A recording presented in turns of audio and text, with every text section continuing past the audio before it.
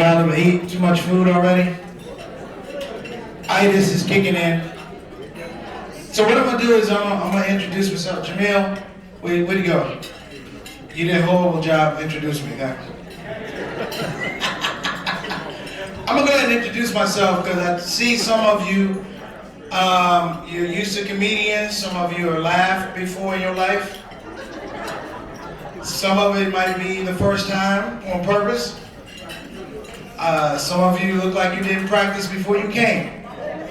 So what I'm going to do is, so we can turn the energy a little bit, I'm actually going to introduce myself. Jamil, I'm messing with you. You did a great job. But I got an ego. So I'm going to introduce myself, and you guys are going to act like it's the end of the fundraiser. Okay. Let me move these chairs back so I don't hurt myself. So the intro really goes like this, because I've been doing stand-up almost 40 years. So here it goes. Ladies and gentlemen, he hails from Washington, D.C. He's toured with George Lopez, Dick Gregory, Dave Chappelle. He's the founder of All That Made Me Funny. Put your hands together for Preacher Moss.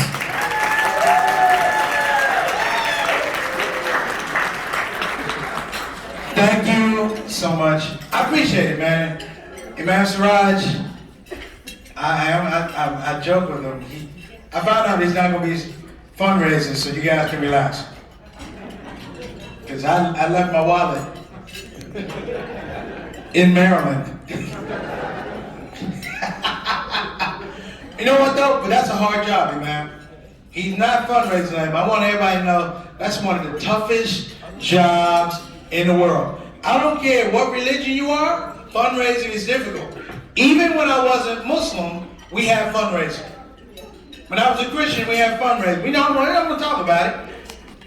I grew up Christian, we didn't even have actual fundraising. What we had every Sunday was a treasurer. And the treasurer would come out every Sunday and tell you how much money the church didn't have. And you could get mad at the treasurer because the average age was like 78 years old. When she came out, we were just happy to see her that she made it another week. And she would come out, you know, and she'd be like, all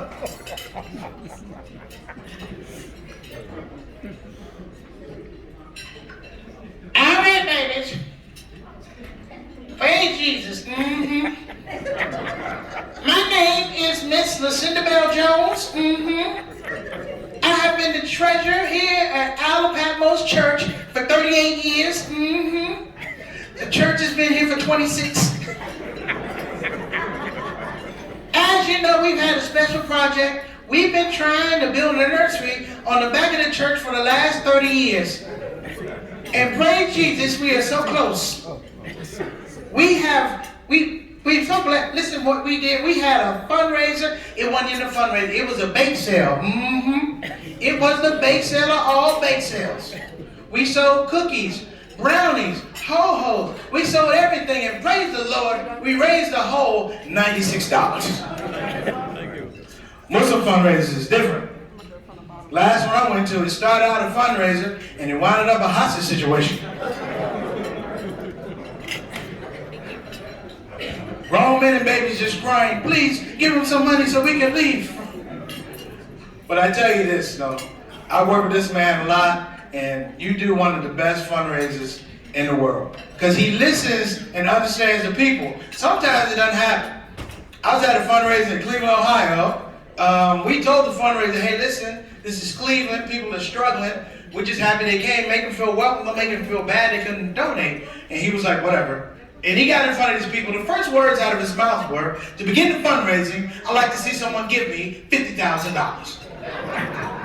Somebody yelled out from the back, me too.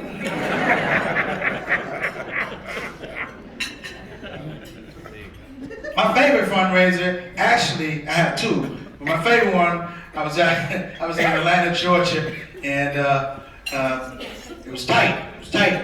And the fundraiser said, who'll give me $10,000? This old black man said, I will. And his wife looked at him and said, where you get $10,000 from? You owe me money. My most favorite fundraiser, and I say this when I mean it with the most respect, it happened about 11 years ago. Now, here's the reason it was different. They had two fundraisers. Two. The first one came up, he was like the warm-up fundraiser. He was about this tall. When he got behind the podium, we couldn't even see him. He started talking, I thought it was my conscience talking to me. He was like, Salam alaikum, salam alaikum. I was like, where is that voice coming from? Now the second fundraiser, he was a gangster. He was from Saudi Arabia. He had been in the country like 15 minutes. I don't know what version of his old Rosetta Stone he got a hold of, but it wasn't working that night. All I know was he was confident. His English was horrible, but he was confident. And for me, I don't care about your English. If you're a confident Muslim, I'm going to roll with you. And I knew he was a bad man, because the first thing he did when he stepped on stage was he stroked his beard for 15 minutes. Just like he was counting money, 5, 10, 15,000. And then he spoke. This was magic, brothers. Just no offense, man, but he spoke. He was a bad man.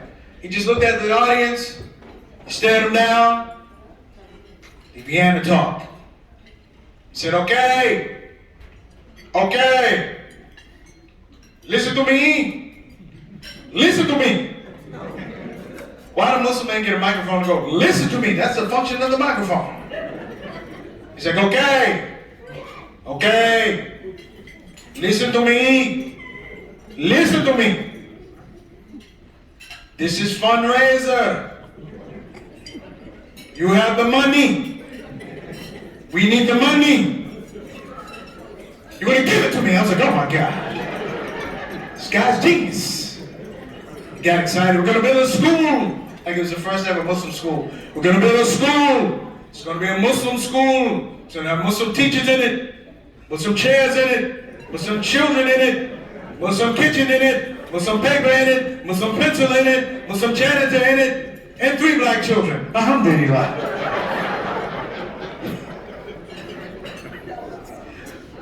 My daughter couldn't be here, so I want to send greetings from my daughter. My daughter loves these situations, but she's in school right now in Michigan. I'm gonna tell y'all something. I don't know if I'm getting dumber or the kids just getting smarter. Have you had these moments before? I had a moment basically where I was with my daughter. We're down in Texas, we're driving, and this is what happened. I got pulled over by a cop. Now, I don't want any problems with the police, so I began to tell my daughter, hey, listen, it's gonna be some grown men talking. Just make sure you got the seatbelt on. Don't say anything. This is adults talking. Relax, let daddy handle this. I'm a pro. She's like, okay, daddy. And I'm like checking myself, make sure I got my hands on the wheel, 10 and 2. You know what I'm saying? Cop walks up, I'm ready. He's like, license registration. I'm like, here you go, sir. He goes, do you know why I pulled you over? And I said, because I'm a good-looking black man in Texas. He said, no, sir. The reason I pulled you over, and I've never heard this before. I've been black a long time, I never heard this before. He said, the reason I pulled you over is because you were texting and driving. I said, what? He goes, you were texting and driving. I'm like, dude, I was not texting and driving. Argument breaks out. Yes, you were. No, I wasn't. Yes, you were. I'm like, dude, I was not texting. I do a lot of things I don't text and drive while I'm driving. He's like, yes, you were. My daughter, alhamdulillah, jumped in the middle of the argument. We were arguing, she jumps in, she's like, Mr. Officer, you were wrong. I was like, tell him, girl. She said, no, my daddy was not texting and driving. I was like, yeah. She goes, he was reading his emails. I was like, Jesus.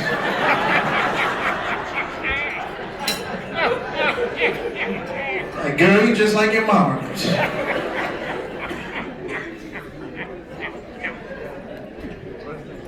And I tell folks, I say, hey man, Muslims, you gotta be original. Be original. Like, you know, a couple weeks ago, I'm up in a hotel. I have some time, I don't really get to watch TV like I used to. And, you know, you grab concepts from what you see on TV, like the news, entertainment. And I realized, I don't know when this happened, but in America, we have a lot of court TV shows. They got a whole court TV channel now, which is ridiculous, because in my estimation, if you can't work out your problems in regular court, you shouldn't go on TV. And they got all the names, brothers. They got Judge Judy, Judge Joe Brown, Judge Mathis, Judge Jerry, People's Court, Animal Court, Divorce Court. I'm praying to Allah, please, don't let Muslims have a court TV show. Because you know they're going to name it Sharia Court. And I'm 100% against Sharia Court. Unless they let me be the judge. Because if I'm the judge of Sharia Court, I'm going to tell y'all something right now. That show's going to last one episode. You know why? Because whoever comes into my courtroom, I don't care what you did, you get 25 years in prison. Think I'm joking? Here we go. Court's in session with Judge Preacher Moss. First case. Your Honor, I miss Fodger, 25 years. What about you? Your Honor, I got caught drinking, 25 years. What about you? Your Honor, you don't remember me? Who are you? I'm the man that introduced you to your wife. Death!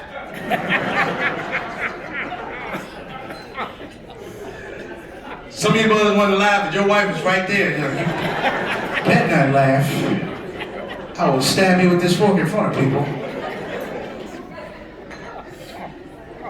Gotta have a little marriage joke in there. I've been married 20 years.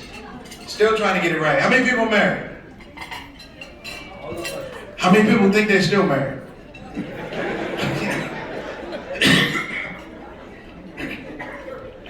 So, Imam, I'm going to lean on one of your khutbahs you gave a couple years ago. So, jump in if I'm wrong. I'm going to tell all you brothers here that are married, take care of your wives. You know why? I'm going to tell you why. Because when that woman took the idea of marrying you to her family, I want you to know, she had to go out, not 100%, but 150%.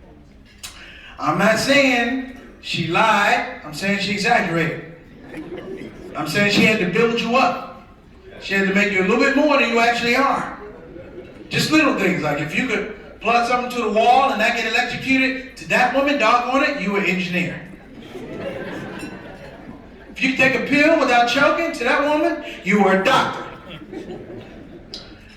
Hey, my wife got so excited with building me up, she forgot to tell her family I was black. This is funny because my wife is Indian. Look at the people. Astaghfirullah. Boy, you talk about a culture class, guess who's coming to dinner? I'm going to tell you something. I walked in that door, they stared at me like I was the second coming of the Mississippi Masala. They were like, been married 20 years, they still hope I'm baking that shit. I walked through the door, huge argument breaks out with the mother-in-law. And it's not what you think it's about. We're not arguing over race, religion, my job choice. We get into an argument over spices. Spices. See, I'm West Indian. I have my idea of philosophical ideas about spices. Like for me, my hot is hot. She's Pakistani. Her hot is hell. And she put it all over the food, man. She made this potato dish, I'm not lying. She made this potato dish, the top of it was just red. With no explanation, just red. And she was like, Shamsuddin, you eat. I was like, hell no. That's Shaitan's jello.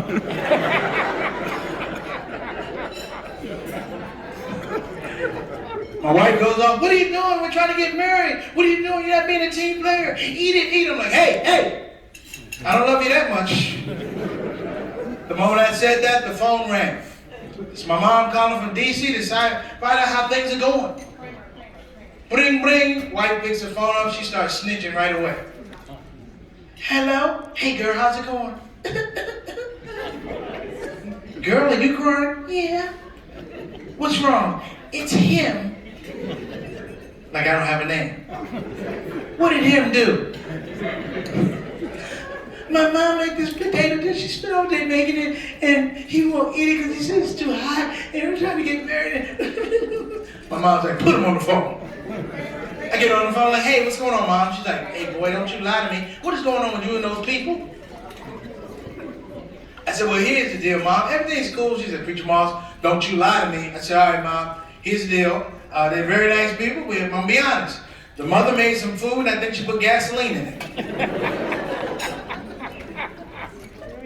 My mother goes off. Let me tell you something, young man. I don't care what that lady put in that food. If she stood over a hot stove to cook that food, you're not going to disrespect her after. You're going to eat that food. You hear me? I raised you better. Don't make me come in there and smack you in public. I don't care what that lady eat. You're going to eat it. I don't care what she made. I don't care if it's ketchup on a boot. You're going to eat it. Do you hear me? Slam the phone down. I'm like, all right, cool. You know, I'm like, what? I'm tripping. Well, we trying to get married. What? It's just a potato. What can it do? Kill me, right? I'm like, man, give me the potato. I'm Preacher Moss. I took the potato, threw it in my mouth, chewed twice, and I couldn't hear. Conversations were happening around me. I never like.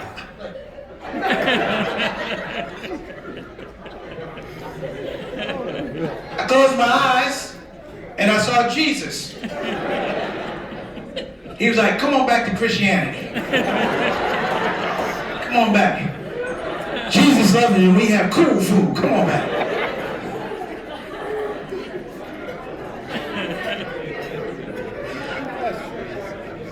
Now it gets worse from here, because I have a light stomach. Yeah, so my stomach was all messed up. So for the first time in my life, I have to use an Indian Pakistani bathroom. Yeah. I was in there 45 minutes. You know why? Because I didn't know what a low top was. You got to put a label on the bottle, brothers and sisters. I'm just standing here in my mind, I'm messed up, my stomach, I'm thinking, this is a weird place, I want to take a drink of water.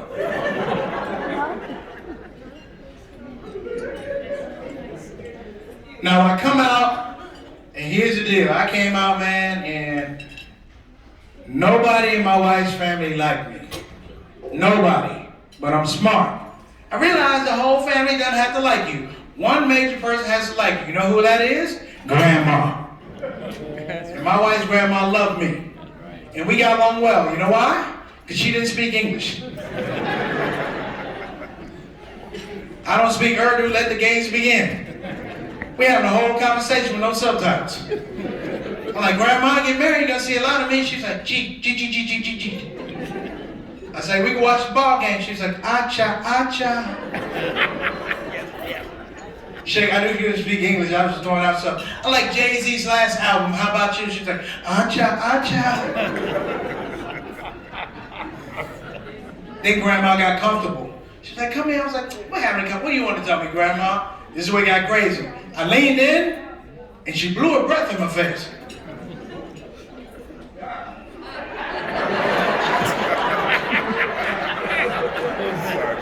Grandma's in the building. I leaned in, I was like, what's up, Grandma? And she just hit me. She was like, and I was confused, embarrassed. I was like, what do I do here? Do I blow back? Because I had that potato, I'll kill this old lady. Yeah, and I tell folks all the time, man, you know, you got to live your best life. I'm telling Muslims, listen, in the media, I feel like they're playing Muslims to be a little soft. I don't like it. I'm just telling you. You know, they had a movie. It just came out. It was up for an Academy Award, a documentary. It's called Strangers at the Gate. And I don't know if you saw it, but I was kind of laughing. I was like, well, let me see what it's about. It was about a guy. He was, Islamophobe. He didn't like Muslims. He had drug and alcohol problems. He was going to this mosque with the idea that he was going to blow up the mosque and kill Muslims. And I'm like, wow.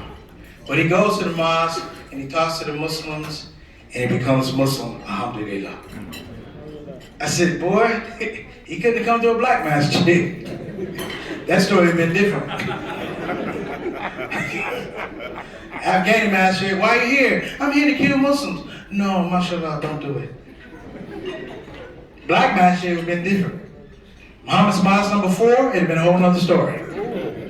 So how can I help you, brother? I don't like Muslims. I'm here to kill them. Really? Hold on a minute. Brother Earl, lock the door. Tell him more.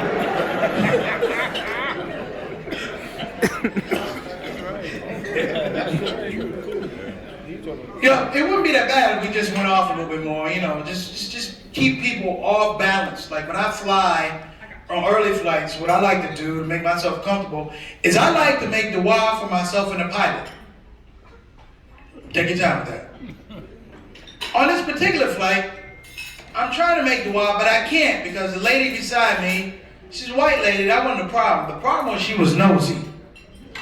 I'm trying to make dua. I can't make dua because she's talking all the way through my dua like we're in a documentary. I'm trying to pray. This is what I hear next in the seat beside me. Wow. Wow. That looks interesting. What's he doing? What's he saying? Is he rapping? Why does he have his hands in the air? Is he robbing himself? And I realized that my making dua made this lady nervous, so to be a jerk, I made the dua longer. At one point I run out of dua, I just have my hands in the air.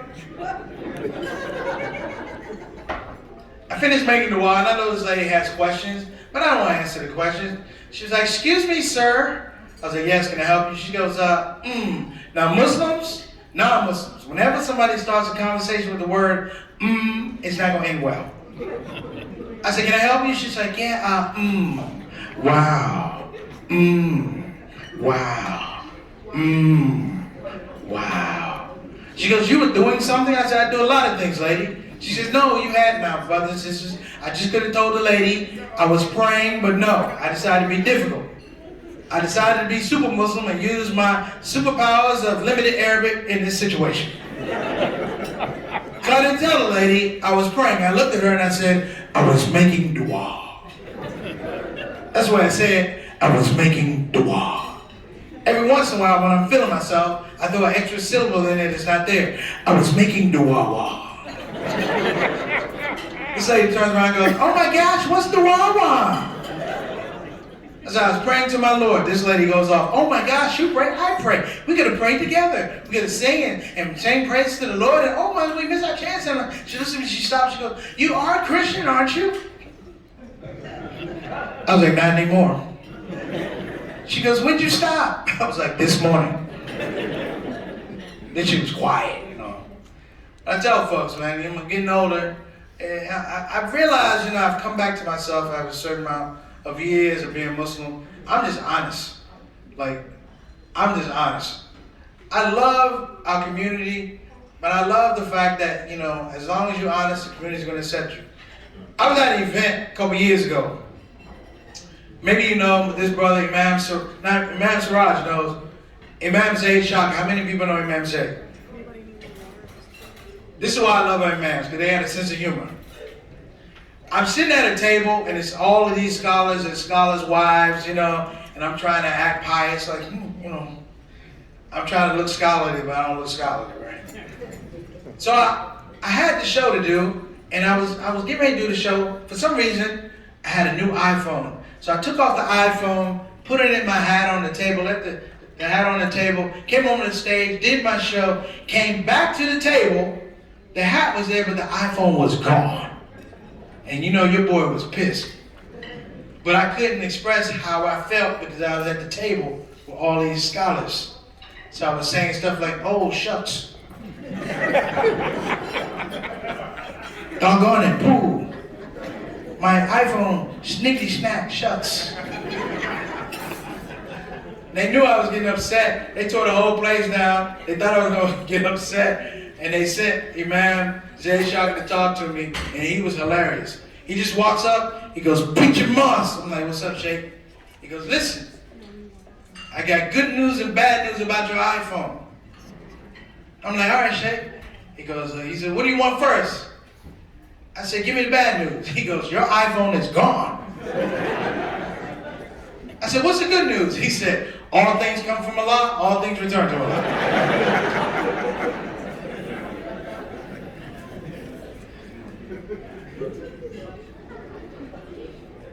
Watching the news, I don't know if I'm in the majority. I'm kind of waiting for Donald Trump to go to jail. I've been waiting for a minute. Anybody else? Just keep it real. I'm not saying making dua. I've been making a little dua. I want him to go to jail. I want him to go to prison so bad. Listen, I just don't want him to go to prison. I want him to go to prison. I want him to be in prison so long that he comes out a black Muslim.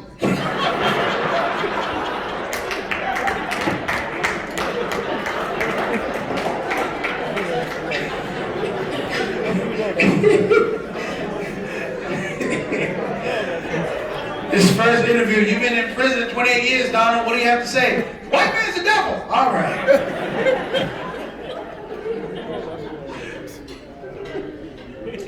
Well, look, I don't want to hog up too much time. We're good for time. Sit down. I didn't say come up. Sit down, Trey.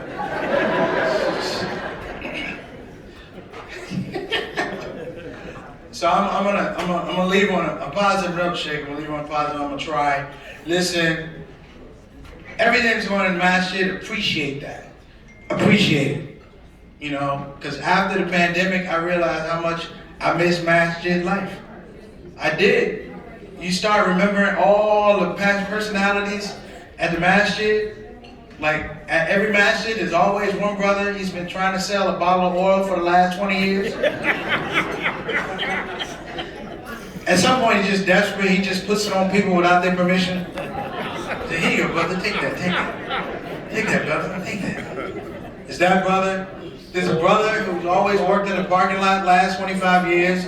You just found out he never had a car. He's telling people where to park. And then at Juma. Juma's the best. There we are at Juma every Friday.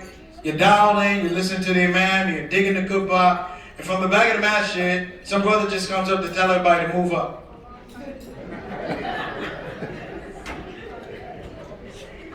And then he just leaves. He doesn't even pray.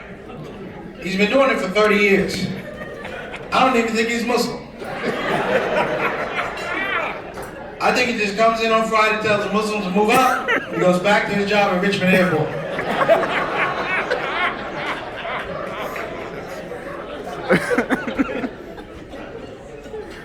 But I tell these jokes, brothers and sisters, because I want you to know that I have enjoyed my journey and continue to enjoy my journey. You know, when I first became Muslim, it was so funny because, you know, you're so impressionable. One of my first forays into Islam was the fact that I actually thought this brother I was dealing with, his name was Abdullah Black. He named himself. I thought Abdullah was a scholar.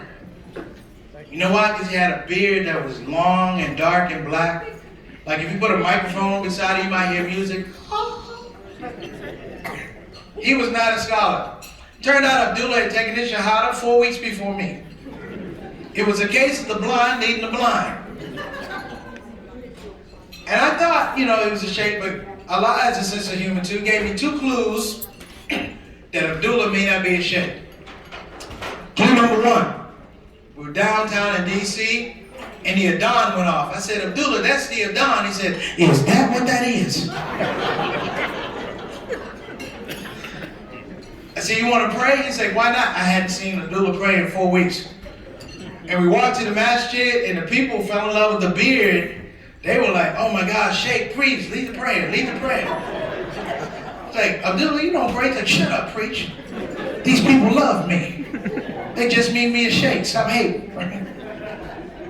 And he got to the front. All I want to say, brothers and sisters, is that while I was a part of the longest Asa prayer in the history of Islam, he was just sitting here like this.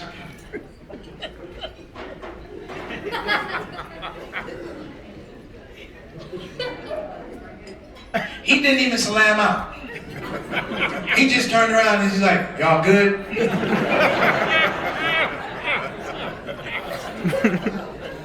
Now the second clue, I got that Abdullah may not be a sheikh. We were having lunch one day and he said, preach, can I talk to you? I said, yes sir. He said, listen man, I always feel like when I'm around you I can be myself. I said, that's Islam, brother. Always feel that way. Always be yourself around me. He said, really? I said, yeah. The moment I said that, he pulled out a bag of marijuana. I said, hey man, I'm not ready to be myself like that. I know I'm new, but we can't do that. He's like, well, yes we can. I was like, no we can't. He's like, yes we can. I was like, no we can't. I'm like, Abdullah, I know we can. That's smoke. He's like, preach, relax. You're tripping, we can. I said, no we can't. We're going back and forth, back and forth. I'm like, Abdullah, we can't do it. He's like, yes we can. He said, preach, relax. I'm like, what? He goes, preach. we can smoke this.